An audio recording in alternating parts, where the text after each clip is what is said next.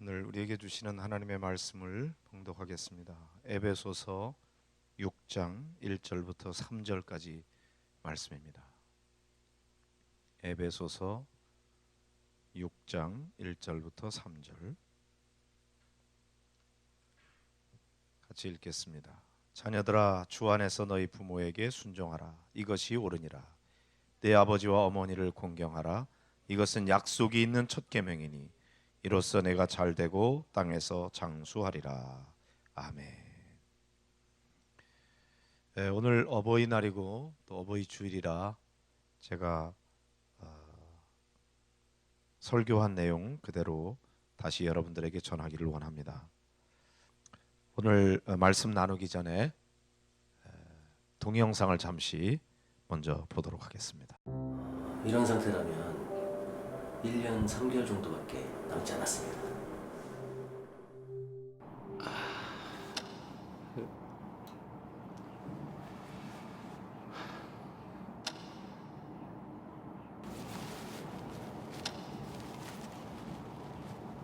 이거 아직 뭐 해야 될 게 많은데 이게 이제 다 물거품이 되는가.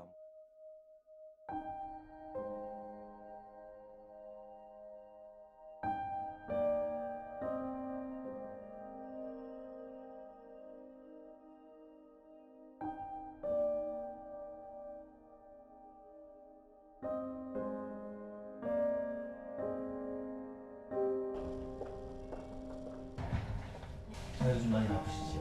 검사 결과가 좀 나왔는데 생각보다는 조금 좋지 않게 나왔습니다. 좀 이런 말씀드리기 좀 뭐하지만 이런 상태면 한 9개월 정도 나오실 것 같습니다.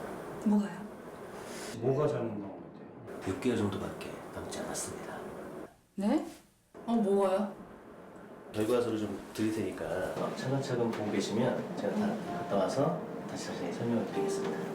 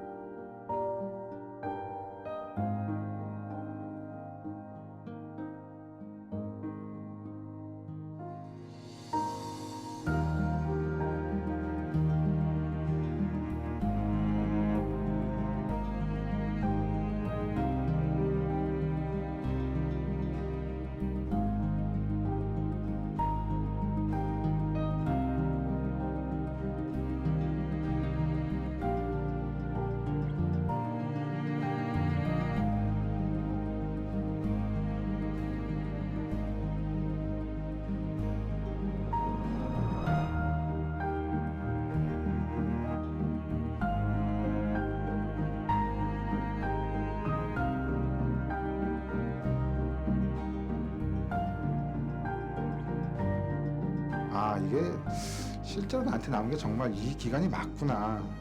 아버지 돌아가셨을 때 이제 어머니한테 잘하자. 그때 당시에는 뭐 보약도 줘가지고 어머니 드리고 그랬는데 시간이 지날수록 또 그게 무뎌지더라고요, 감각이. 출산하고 6개월 쉬고 이제 출근한 지 한 서너 달 됐거든요. 계속 같이 하루 종일이라도 같이 있고 싶고 많이 사랑한다고 하고 싶고. 서울 올라와서 공부한다고 몇 년 보내고 뭐 한다고 몇 년 보내고 이러다 보니까 지금 나이는 찼는데 뭐 효도라고 할 만한 건 별로 한 게 없는. 이렇게 주위에 가족도 못 챙기면서까지 이렇게 살아왔나 하는 생각이.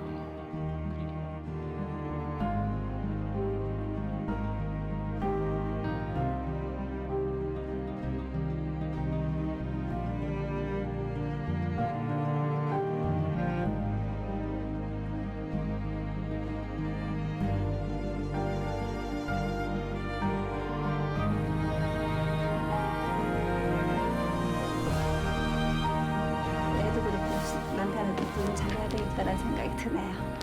경숙이와 함께 아프지 않게 오순도순 행복하게 잘 살아갔으면. 김이나 엄마가 앞으로도 많이 사랑할 테니까 우리 행복하게 오래오래 잘 살자. 지금까지 한 번도 어머니 앞에서 못 해봤다고 말이 있는데 어머니 정말 사랑합니다. 최대한 자주 찾아뵙도록 노력할게요. 엄마 아빠 사랑합니다.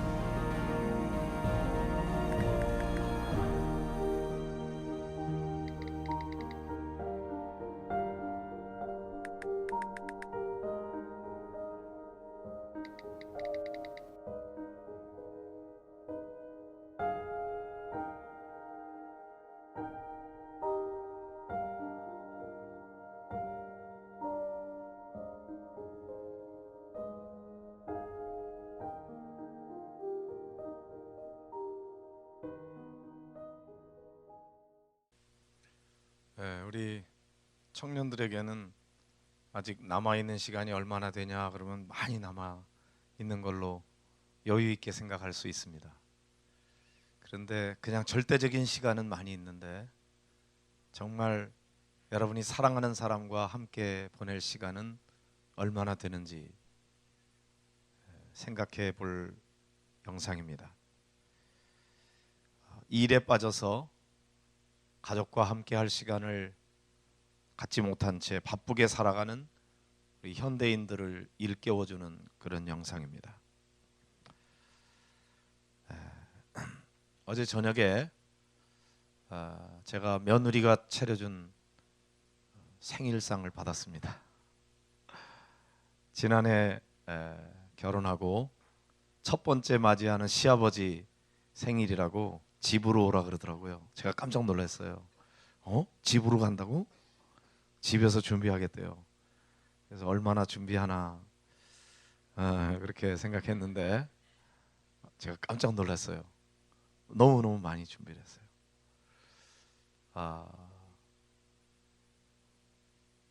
음식이 정말 맛있었어요. 그렇지만 음식보다 더 좋은 것은 제가 맞는 생일을 며느리가 차려줬다는 거.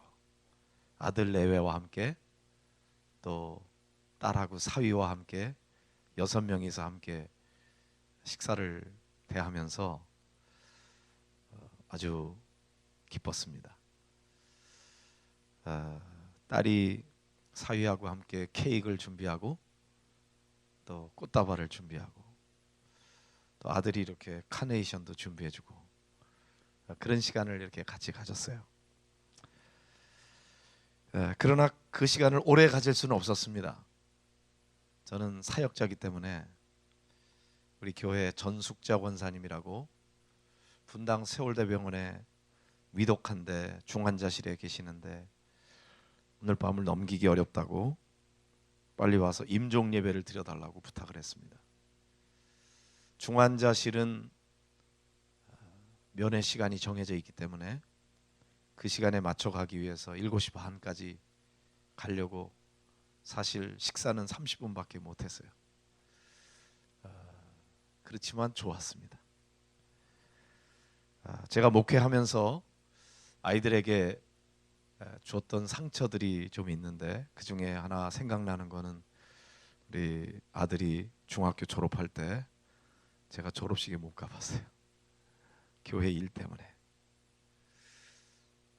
얼마든지 변명할 수 있는 일이지만 그 아이에게는 두 번 다시 찾아올 수 없는 중요한 시간인데 마땅히 같이 있어야 될 시간에 같이 있어주지 못한 거죠. 여러분은 가족들하고 얼마나 같이 하고 계십니까?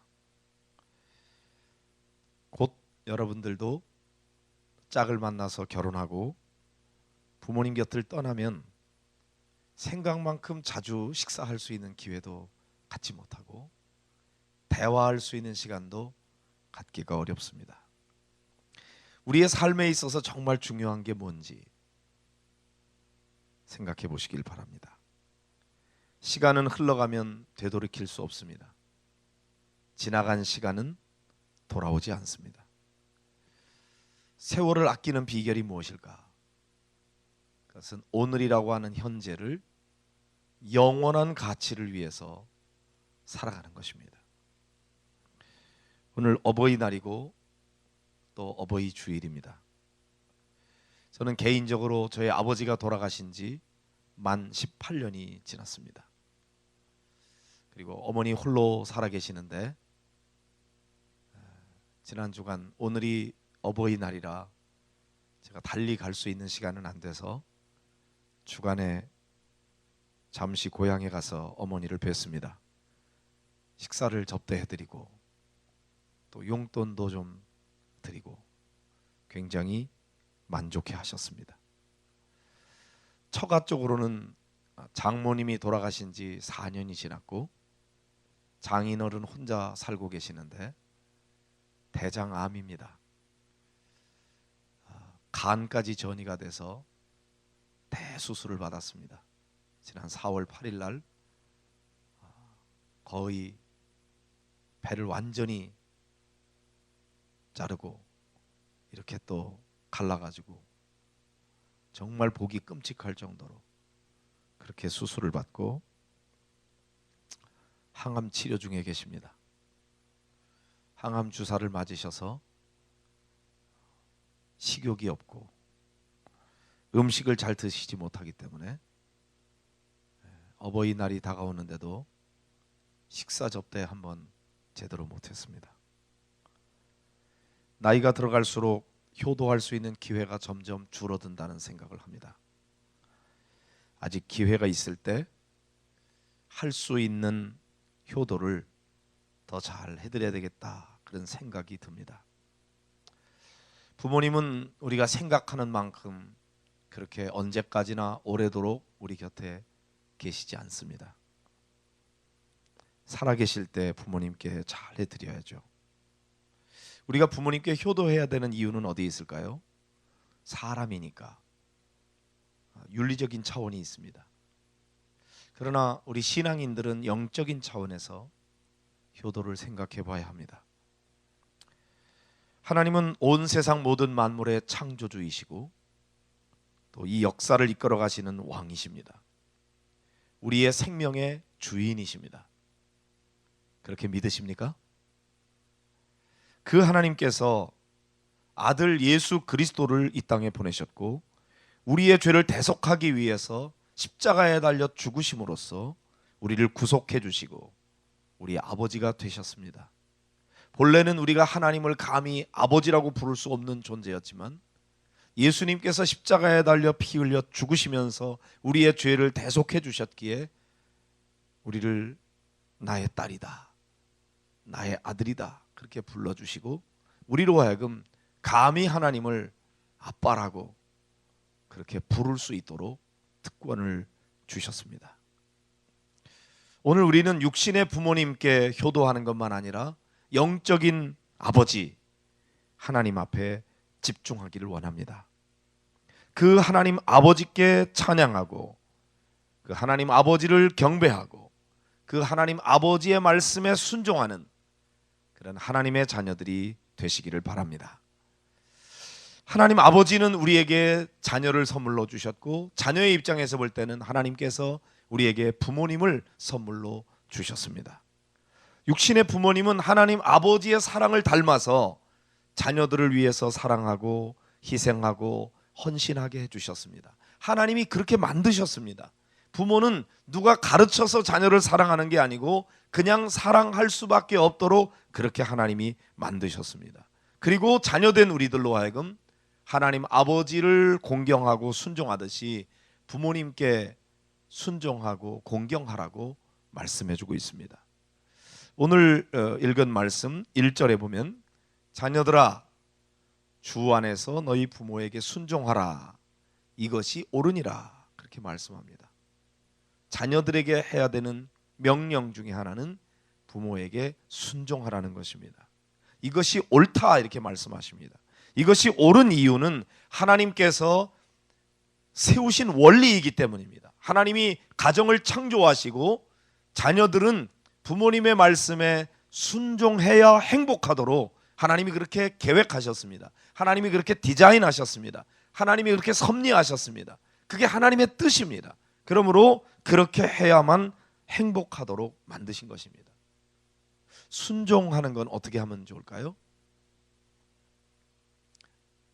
부모님이 이것 좀 해라, 이렇게 해라, 그렇게 말씀하실 때 나중에 할게요, 뒤로 미루는 게 아니고 말씀하실 때 즉시 하는 겁니다. 마지못해서 억지로 할 수도 있지만 이왕이면 기쁘게 하는 겁니다. 내 마음대로 내 멋대로 하는 것이 아니고 부모님이 말씀하신 대로 온전히 순종하는 것입니다.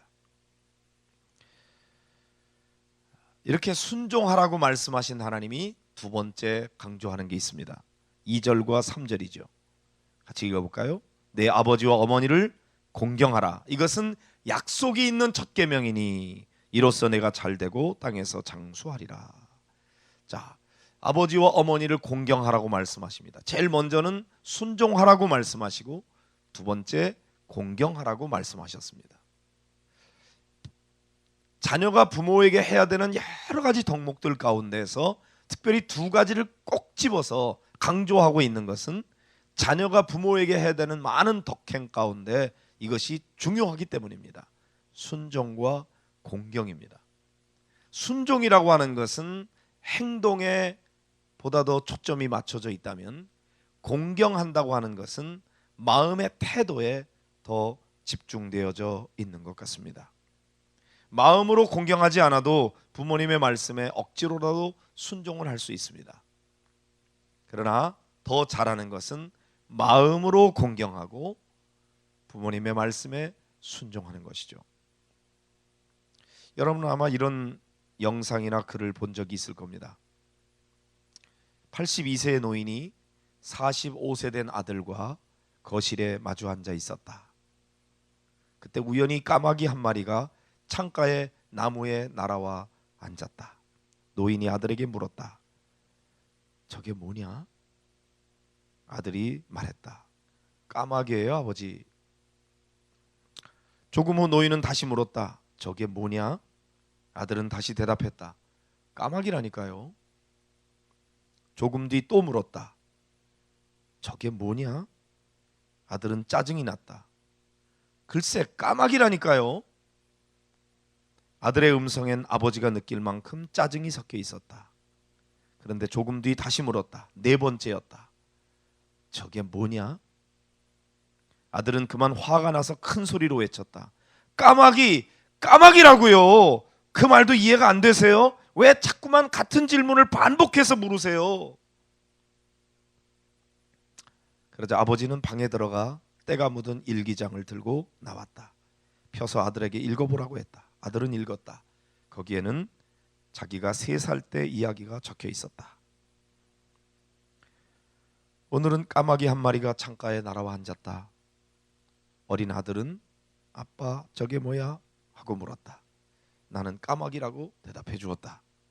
그런데 아들은 연거푸 23번을 똑같이 물었다. 나는 귀여운 아들을 안아주며 끝까지 다정하게 대답해 주었다. 아들에게 사랑을 준다는 게 기뻤다.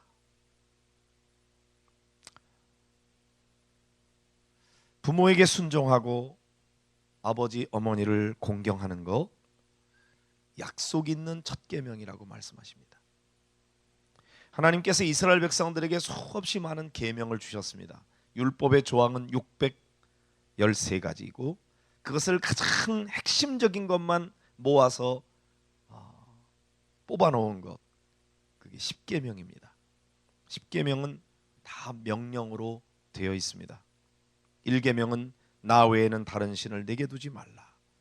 2계명 너를 위하여 우상을 만들지 말고 그것에 절하지도 말고 섬기지 말라.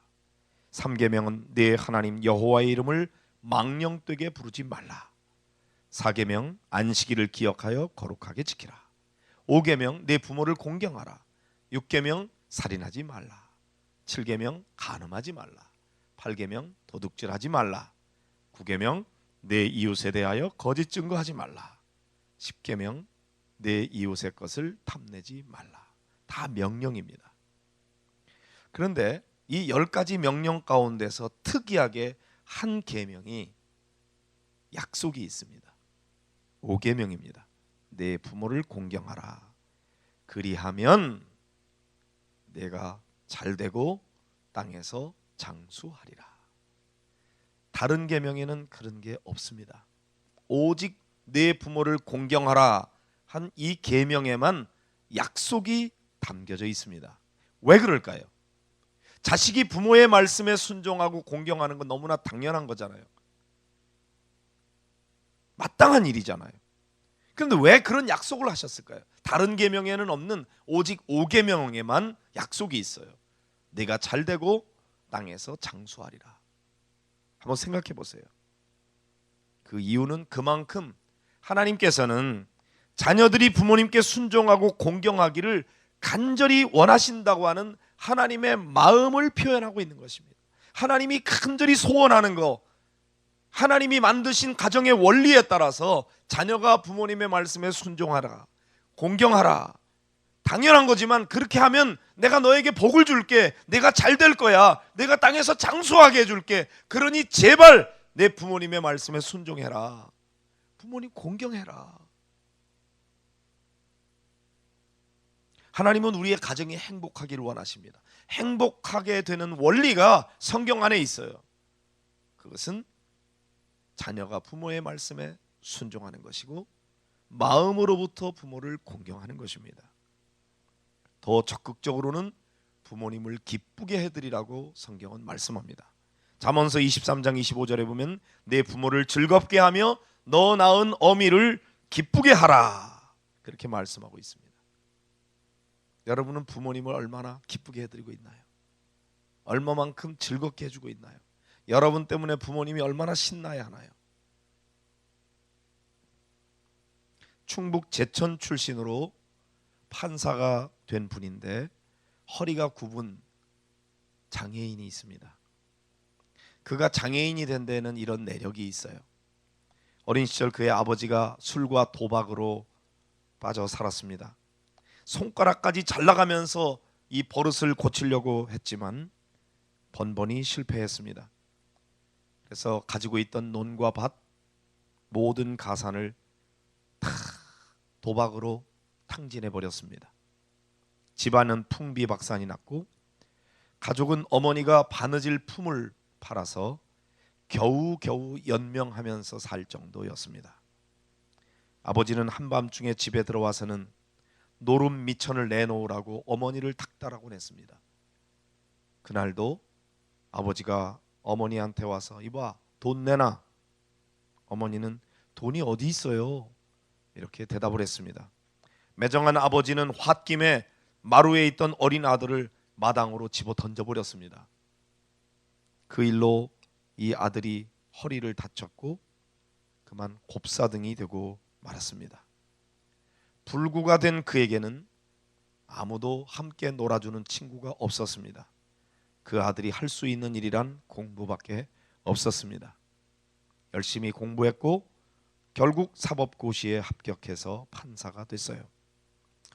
근데 이 아들은 자기를 불구로 만든 그 아버지를 언제나 잘 모셨습니다. 자기가 손수 운전하는 차에 아버지를 모시고 좋은 곳으로 다녔습니다. 동네 사람들은 그 판사를 존경했습니다. 감동을 받았습니다. 보통 사람 같으면 자기를 이렇게 불구로 만들어 놓았다고 아버지를 원망하면서 그런 아버지 섬기지도 않을 텐데 그토록 효도하는 모습이 남달랐기 때문입니다. 어떻게 그럴 수 있었을까? 알고 보니까 복음이 그에게 들어갔어요. 어렸을 때부터 이 사람은 예수를 믿으면서 하나님의 은혜를 알았습니다. 그리고 하나님께서 내 부모를 공경하라 이렇게 말씀하신 그 하나님의 말씀에 순종하는 마음으로 비록 자기 자신을 불구로 만들어 놓은 그 아버지라도 하나님께 순종하는 마음으로 아버지를 공경했다는 것이죠. 효도에는 차원이 있습니다. 부모가 나에게 너무너무 잘해줬기 때문에 그저 생각하면 고마운 것밖에 없어서 부모님께 효도하는 차원입니다. 그것도 잘하는 일입니다. 그렇지만 부모로부터 마땅히 받아야 될 사랑을 제대로 받지 못하고 유별난 사랑 받지도 못했는데 아니 부모가 원망들을 만한 일을 했는데도 불구하고 그 부모를 공경하는 차원입니다. 그것은 하나님의 말씀이기 때문에, 하나님이 그런 원리를 세우셨고 내가 하나님을 공경하기 때문에, 하나님께서 나를 사랑하신데 그 하나님께서 그렇게 하라고 말씀하시니까 하나님의 말씀에 순종하는 마음으로 순종하는 차원입니다. 부모님을 기쁘게 즐겁게 해드리는 이유는 그렇게 하면 내가 복받기 때문에, 내가 복받으려고 그렇게 하는 것이 아니라 우리가 그렇게 하는 것을 하나님이 기뻐하시기 때문에, 하나님이 그렇게 하라고 말씀하셨으니까, 하나님이 세우신 원리이기 때문에, 그래서 부모님의 말씀에 순종하는 것, 가정을 세우신 하나님의 원리에 맞춰서 순종하는 것, 그것은 영적인 차원의 순종인 것입니다. 우리 목양교회 청년 여러분, 여러분들의 부모님은 어떠신가요? 여러분이 생각하면 그저 눈물만 나고 너무너무 감사하고 고마운 분인지, 아니면 부모님이 나를 위해서 정말 사랑해주고 애쓰는 것 같긴 한데 부모님 때문에 받은 상처가 너무나 많아서 미워할 수 없는 존재라 어떻게 할 수는 없지만 난 부모가 너무 싫어, 부모님이 그렇게 윽박지는 게 너무나 싫어, 부모님 때문에 받은 상처가 너무 많아, 그래서 부모님께 대해서 순종하지 못하고 마음에도 없는데도 불구하고 툴툴거리면서 부모님께 대들고 있지는 않은지요? 우리가 부모님께 순종하는 이유는 그저 부모님이 사랑스럽기 때문에, 부모님이 나를 사랑해 주니까 너무너무 고마워서 그냥 저절로 그렇게 할 수밖에 없어서 그렇게만 하는 것이라면 그건 그렇게 위대한 건 아닐 겁니다.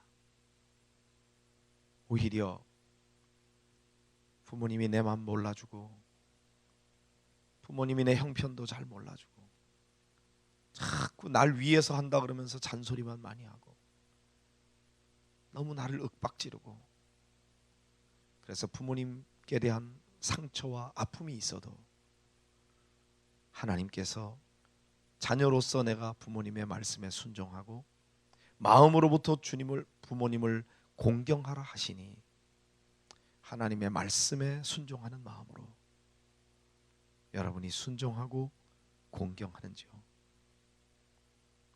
여러분이 할 도리를 여러분이 한번 다 해보세요. 여러분이 손해보는 건 아닐 겁니다. 여러분의 부모님이 사랑의 표현이 좀 잘못돼서, 여러분에게 대한 관심이 좀 지나쳐서, 그분에게 좀 전문적인 지식이 부족하기 때문에, 그래서 자기 방식대로 사랑하고 자기 방식대로 표현해서 그래서 나한테 아픔이고 고통이 되었더라도 불완전하잖아요. 부모님도 완전하진 않죠. 그렇지만 그분을 이해하고 그분의 마음에 가진 무거운 짐과 그분의 마음의 상처와 아픔을 이해하면서 자녀로서 여러분들이 부모님께 사랑한다고, 고맙다고, 감사하다고 진심 어린 마음으로 한번 안아줄 수 있다면, 여러분과 부모님 사이에 응어리진 것들이 무엇인지 드러내놓고 함께 대화할 수 있고 그걸로 인해서 그 응어리를 풀 수 있다면 얼마나 좋을까요? 부모님이 완전해서 순종하고 공경하라는 것은 아닙니다. 부모님도 불완전한 인간입니다. 여러분을 사랑하지만 방법이 잘못될 수 있고 잘 몰라서 자기 방식대로 표현하고 자기 방식대로 사랑을 요구하다 보니까 여러분에게 상처가 될 수도 있습니다. 그래도 하나님은 여러분이 순종하길 원하시고 여러분이 공경할 때 여러분이 행복하도록 만드셨어요. 그러므로 하나님의 말씀에 순종하는 마음으로 한번 부모님께 순종하고 마음으로 공경하고, 그래서 부모님을 기쁘게 해드리는 그런 자녀들이 되실 수 있기를 바랍니다.